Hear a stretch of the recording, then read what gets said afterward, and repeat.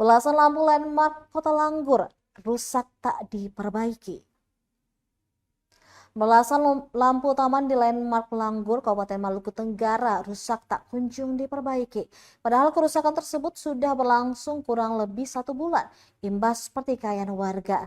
Dinas PUTR menjanjikan perbaikan namun hingga kini belum direalisasikan. Pantauan tribunambon.com Sabtu 7 September 2024, kerusakan dari lampu taman bervariasi. Ada yang dibiarkan roboh ke tanah. Sementara ada juga tiang lampu yang terlepas dan hanya meninggalkan kabel. Bahkan ada juga yang buntung alias kepala lampu hilang entah kemana. Pengunjung pun menyayangkan kondisi itu. Terlebih ikon Kota Langgur itu belum juga berumur setahun setelah diresmikan pada 14 Februari 2024. Anggaran pembangunan landmark juga tak kecil, yakni sebesar 6,6 miliar rupiah.